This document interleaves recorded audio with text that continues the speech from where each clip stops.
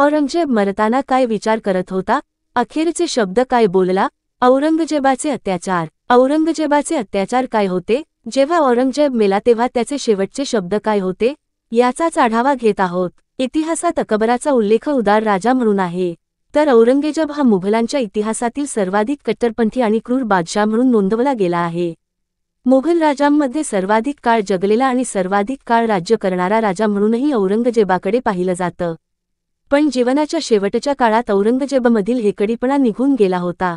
त्याच्या आयुष्यातील शेवटचे दिवस कसे होते? त्याचे अखेरचे शब्द काय होते? अखेरच्या काळात त्याच्या मेंदूत काय घटत होतं? तो आलमगीर होता. औरंगजेब हा मुघल साम्राज्यातील 8वा बादशाह होता. त्याने 31 जुलै 1658 ते 3 मार्च 1707 पर्यंत म्हणजे मृत्यूपर्यंत राज्य केलं. औरंगजेब हा मुघल काळातील अंतिम आणि प्रभावी बादशाह होता.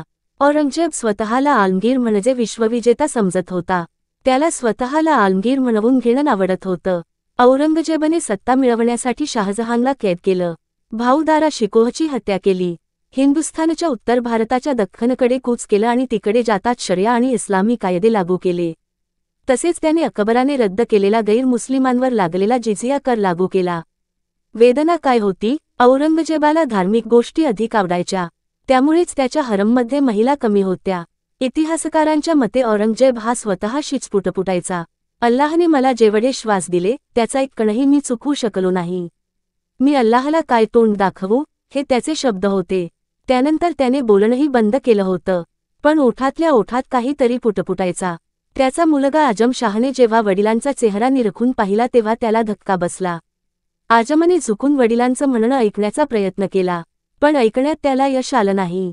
मघुल सल्तनतच्या सर्वात शक्तिशाली आणि जर्जा हातांना आपल्या हातात घेण्याचा त्याने प्रयत्न केला, पण औरंगजेबाचं शरीर थंड पडल्याने तो असं करू शकला नाही.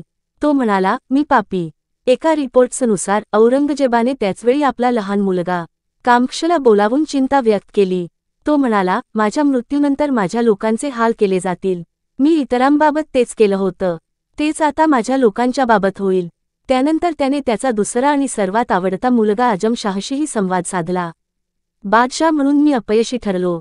माझं किमती आयुष्य कोणत्याच कामाला आलं नाही. अल्लाह चारही बाजूने आहे, पण मी करंटा निघालो जेव्हा त्याच्या मिलनाची वेळ आली. पण मला त्याची जाणीव होत नाही. मी पापी आहे. कदाचित माफ केले जावे तसे माझे गुन्हे नसतील, असं औरंगजेब मुलगा आजमला म्हणाला होता.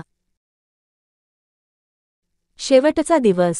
मृत्यू समोर येत होता, पण औरंगजेब चिंतेत होता. रोज त्याला नवी चिंता सतावत होती. त्याच्या चेहऱ्यावरून त्याची चिंता दिसत होती.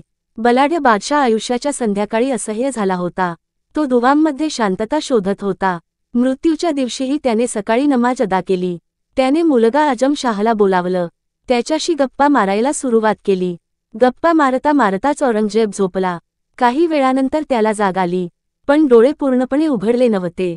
मरणासन बादशाहच्या बाजूला लोकांची गर्दी झाली होती.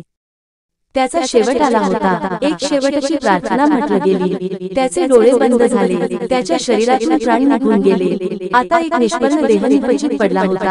आता काहीच उरले नव्हते. औरंगजेबाने सत्ता मिळवण्यासाठी आपल्याच लोकांची हत्या केली. 50 वर्ष त्याने राज्य केलं. तो आयुष्यभर लढतच होता. त्याने अनेक अत्याचार केले, अनेकांचा छळ केला. अखेरच्या काळात त्याच्या या गुन्ह्यांनी त्याला घेरले होते. विजापूर जिंकण्याची त्याची इच्छा होती. तो 88व्या वर्षात पोहोचला तरी त्याच्या मनातून विजापूर काही जात नव्हतं. दिल्लीच्या लाल किल्ल्याकडे परतण्याची आशा त्याने सोडली होती. त्यामुळेच त्याच्या इच्छेनुसार त्याला महाराष्ट्रातील औरंगाबादमध्ये दफन करण्यात आले होते.